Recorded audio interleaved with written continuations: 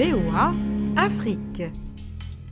Bonjour à tous et merci de nous regarder sur VOA Afrique. Nous sommes très ravis de vous retrouver pour une nouvelle édition de Votre Santé, Votre Avenir.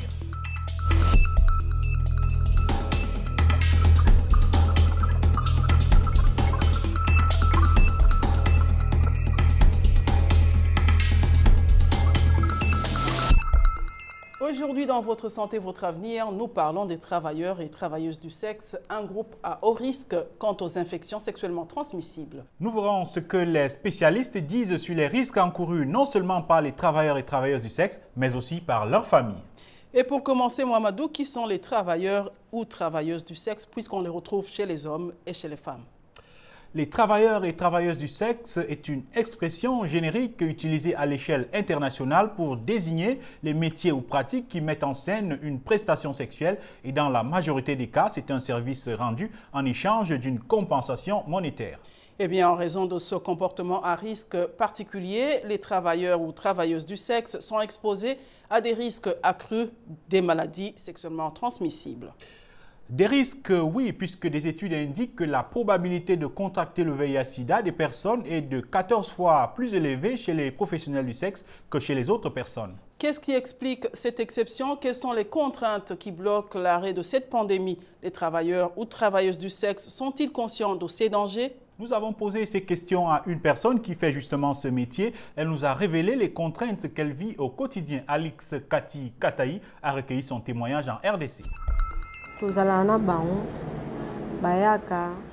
Ça dépend des clients. Certains veulent obliger en disant qu'il n'a pas envie de le faire avec une capote.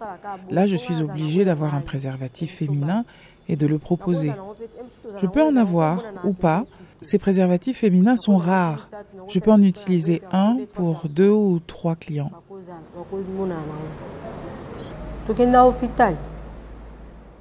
Nous allons à l'hôpital pour que les médecins s'occupent de nous. Ils savent le faire, ils nous connaissent. Et puis surtout dans le centre de santé au niveau de Victoire. Ils s'occupent de nous, nous donnent des médicaments. Sans eux, nous aurions des infections sexuelles graves. En fait, sans eux, on ne peut pas travailler.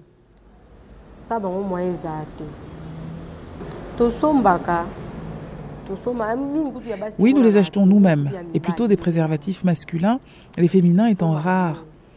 Les sensibilisateurs viennent rarement.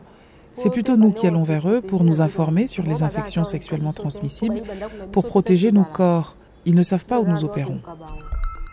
Les travailleurs du sexe font partie de ce que les spécialistes appellent les populations clés, c'est-à-dire des groupes qui, en raison de leur comportement sexuel, sont exposés à un risque accru d'infection du VIH. Ces spécialistes de la santé recommandent donc à cette catégorie de personnes d'utiliser les moyens de protection dont elles disposent et des traitements possibles pour ceux qui tombent malades. Il y a plusieurs IST, comme vous dites, mais nous pouvons épingler 2 qui sont les plus couramment rencontrés. Vous avez la blénorragie qui donne des écoulements.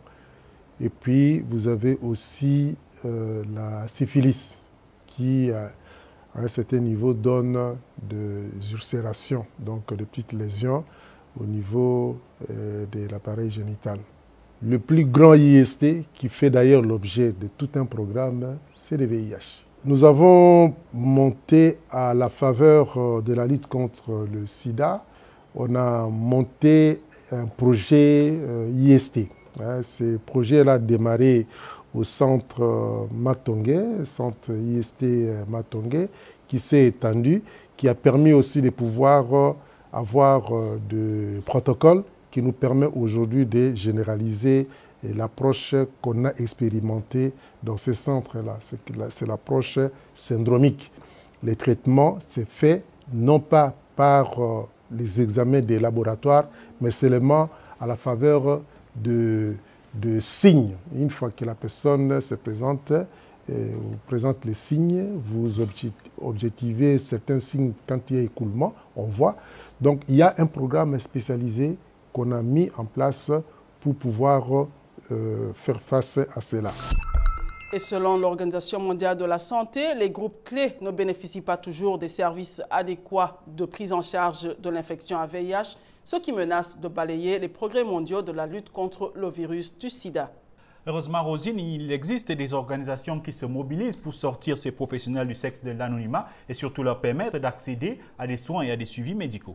Tout à fait, Mohamedou. Rachel Ndaya est coordinatrice du réseau des associations des jeunes contre le sida et autres pandémies. Et nous en dit plus. Oui, effectivement, nous avons des travailleuses de sexe dans notre structure.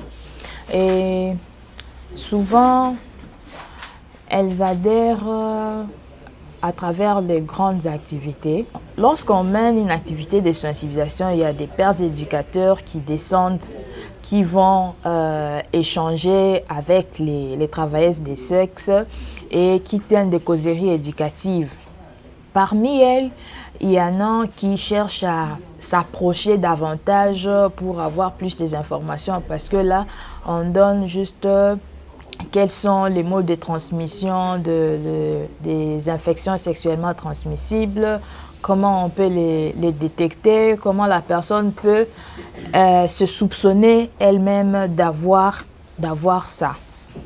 On leur donne une fiche de référencement, donc c'est deux parties. Il y a une partie que nous gardons qui nous lie à elle et aussi au centre de santé qui assure la prise en charge médicale.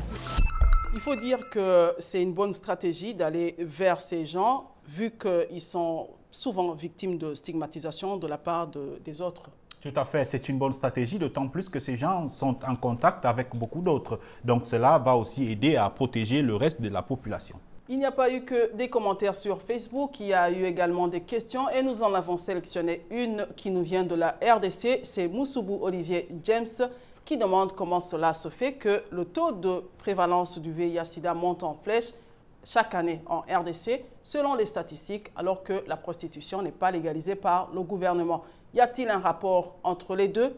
Voici la réponse du docteur Armand Ngenkap. La première explication à cette augmentation du taux de prévalence constaté du VIH-Sida est que les messages de prévention, d'information et de sensibilisation en direction du grand public n'ont pas été bien perçus par ce grand public ou n'ont pas été suffisamment délivrés à ce public, à la population. La deuxième explication est que tous les patients séropositifs, tous les patients en tout cas porteurs du virus du sida, n'ont pas bénéficié de façon systématique d'un traitement par antirétroviral comme cela devrait se faire si l'on suit la nouvelle stratégie politique de prise en charge des patients porteurs du VIH-Sida dans le monde. Voilà les deux explications que je peux donner pour expliquer cette augmentation croissante du taux de prévalence du VIH-Sida constaté. Voilà, nous disons merci au docteur Armand Ngenkap pour sa réponse et sa disponibilité. Et avant de se dire au revoir, nous avons reçu une question pour les téléspectateurs. Tout à fait, Mohamedou. La question est celle-ci. Que conseilleriez-vous à un couple stérile? Voici vos réactions. C'est de faire recours à Dieu. Pourquoi? Parce que dans la Bible, dans Genèse 25, verset 21, la Bible nous parle d'une femme qui était stérile. Il s'agissait de Rebecca. Et son mari, Isaac, a invoqué l'Éternel. Cette femme qui était stérile pouvait en ce moment-là enfanter. Donc elle est passée de la stérilité à la fécondité. Il devait d'abord aller voir le médecin pour être consulté.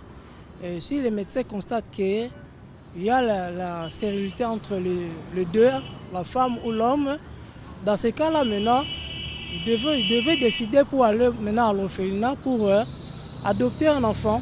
En premier, d'abord, il faut aller dans un hôpital, se faire consulter d'abord par le médecin. Et par après, si réellement qu'ils sont stériles, par après, ils peuvent aller dans un orphelinat adopter un enfant.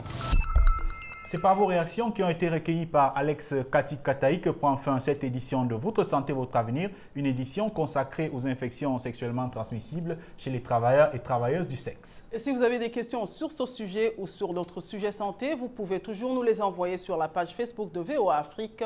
Et pour plus d'informations, rendez-vous sur notre site web voaafrique.com. Merci de votre fidélité. Au revoir. À la prochaine.